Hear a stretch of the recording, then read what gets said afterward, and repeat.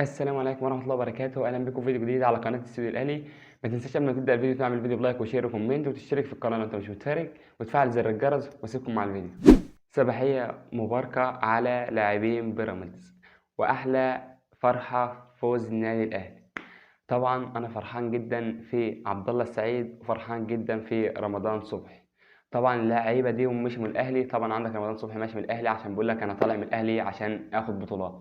طبعا رمضان صبحي بيلعب في بيراميدز داخل في 4 سنين. طبعا في ال4 سنين ما خدش ولا بطولة. أقصى إنجازات رمضان صبحي وكل اللي عملوا مع بيراميدز إنهم كانوا وسيط الدوري المصري، وأقصى إنجازاته في كأس مصر إنه وصل للنهائي جوز مرات. دي أقصى إنجازات رمضان صبحي، دي البطولات اللي حصل عليها مع بيراميدز. أما عبد الله السعيد فده كلب فلوس خليه في مكان تاني.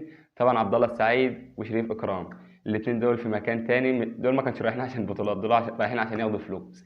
اما اللي كان رايح عشان بطولات فهو حقق بطولات كتيره جدا، زي انه خد وصيف الدوري وانه راح نهائي كاس مصر جوز مرات، وانجاز كبير جدا انه بيتهزم الاهلي كل مره بياخد على عينه. طبعا عبد الله السعيد امبارح في اشتباه انه خد رباط صليبي في رجله، طبعا بعد تدخل قوي عليه من مروان عطيه تسبب في اصابه عبد الله السعيد وخرج من المباراه.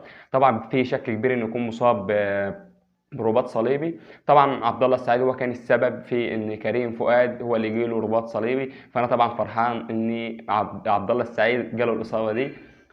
فطبعا مروان عطيه حتى ما خدش انذار ولا خد فاول ولا في اي حاجه في الكوره، والكوره كملت عادي خالص. فانا فرحان جدا في عبد الله السعيد. كان نفسي تيجي واحده زي كمان في رمضان صبحي بس مفيش نصيب. ان شاء الله في الماتش الجاي يجي، ما جاش من الاهلي يجي من اي فريق تاني ويتصاب يقعد بره. على ما اعتقد كده ان عبد الله السعيد مش هيلعب تاني لان هو كبير في السن، وان كان فعلا جاله رباط صليبي فيقعد اقل حاجه موسم ولا اكتر من موسم كمان عشان هو كبير في السن. فعلى ما اعتقد يعني ان هو مش هيلعب كوره تاني.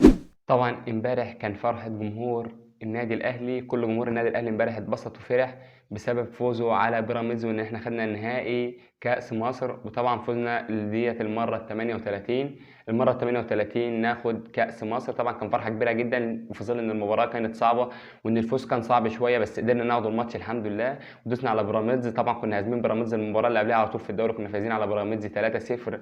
طبعا كنا حاطين عليهم جامد. فجينا امبارح هم كانوا مقفلين دفاع صراحه جامد، كانوا مقفلين الملعب جامد، بس قدرنا نستغل المسافات وقدرنا نلعب عليهم وفوزنا ان شاء الله، وفوزنا الحمد لله وخدنا المباراه.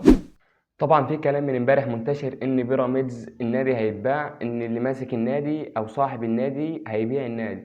وطبعا انا متوقع برضو ان هو خلاص فرقه بقالها 5 سنين ما خدتش بطوله واحده، فاعتقد ان هي خلاص دي اخر بيراميدز. بيراميدز هيتباع وان كده ما يبقاش في بيراميدز تاني. ممكن بقى اللي يشتري بيراميدز يخلي الاسم هو زي ما هو، بس ما اعتقدش ان الفرقه يبقى ليها لازمه تاني. هي كان في اول بس كان في الاول كده كان فيها شويه لعيبه حلوين، هو فعلا فيها لعيبه لحد دلوقتي حلوين، بس في الاول كان بتلعب احلى من كده. هي اخر فتره واقعه جامد هي والنادي الزمالك، فربنا يبارك فيهم ويخليهم على كده على طول. وبكده نكون وصلنا لنهايه حلقتنا النهارده. ما تنساش تعمل فيديو بلايك وشير وكومنت وتشترك في القناه لو انت مش مشترك وتفعل زر الجرس وتصلي على الرسول. والسلام عليكم ورحمه الله وبركاته.